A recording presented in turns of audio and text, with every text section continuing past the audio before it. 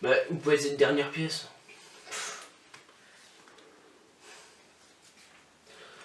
Ouais, j'ai fini mon puzzle! Allez donc Jamy, c'est quoi ça? Bah, c'est l'espace, tu vois bien? Mais non là, cette nouvelle planète.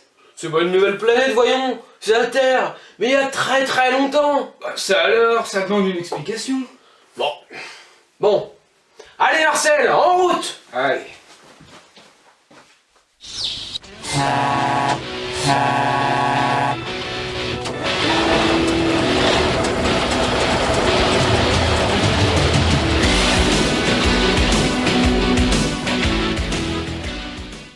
Contrairement à ce qu'on pourrait penser, les terriens ne sont pas verts avec 3 yeux.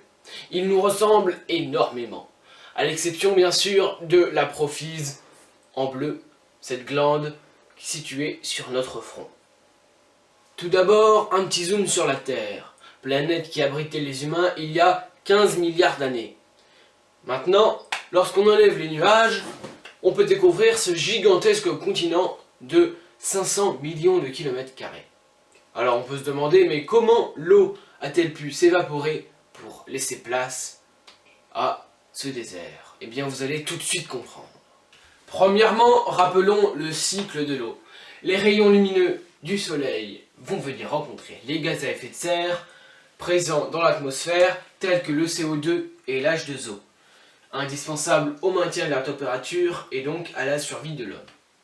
Car ces gaz à effet de serre transforment l'énergie lumineuse en énergie thermique, et sans eux, la température de la Terre serait environ à moins 18 degrés. Cette énergie thermique va alors entraîner l'évaporation de l'eau des mers et des océans.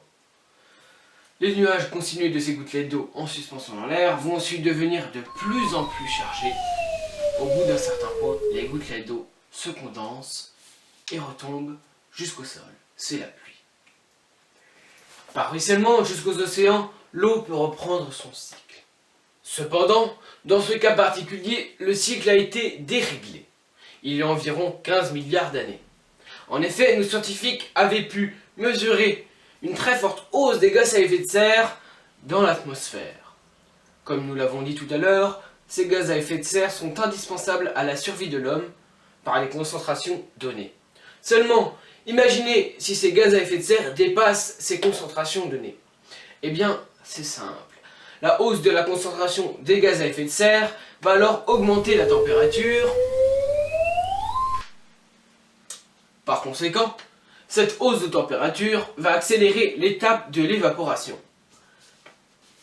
diminuant celle de la condensation. Le cycle de l'eau, alors interrompu, laisse place à l'évaporation totale de toute l'eau présente sur la Terre. Comme nous le savons bien, la vie ne va pas sans l'eau. Et les hommes, mais aussi les plantes et les animaux, disparaissent en seulement 10 ans. Et Jamy, tu sais quoi? Des scientifiques viennent de découvrir l'origine de la hausse des gaz à effet de serre dans l'atmosphère. Ah ouais? Pour moi ça? Allez, en route pour la Terre. Oh là là, c'est pas pour moi ça.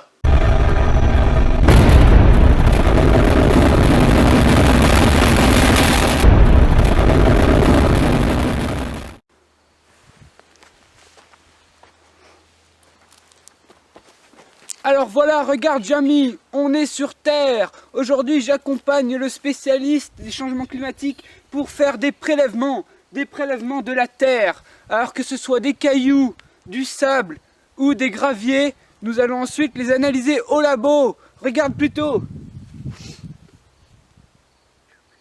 Et voilà, à tout de suite au labo. Et voilà Jamy, nous avons donc ici la machine préférée des climatologues. Oui, bonjour. Donc oui, voici la centrifugeuse XXB12 qui permet d'analyser la provenance et l'historique d'échantillons que nous lui présentons. Bien, vous pouvez nous montrer comment cela marche? Oui, donc cette machine est à très simple d'utilisation. Donc le prélèvement, les échantillons sont placés sous cette cloche à réfraction atmosphérique que nous positionnons ainsi.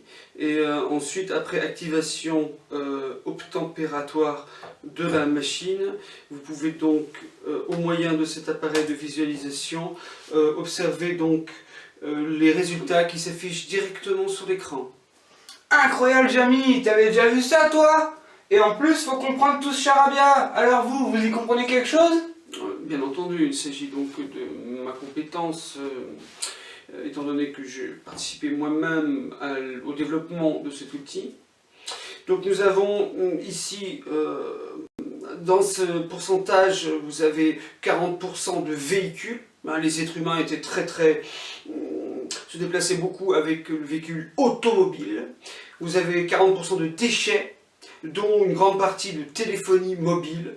Or, toutes ces technologies utilisaient, de près ou de loin, des technologies utilisant et émettant des gaz à effet de serre. Et Jamy, si je comprends bien, ce seraient alors les humains qui seraient responsables de leur disparition.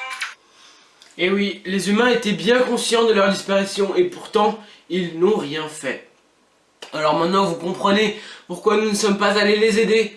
En effet, comme on dit, on ne donne pas de la confiture au cochon, comme on ne sauve pas une vie qui ne veut pas être sauvée.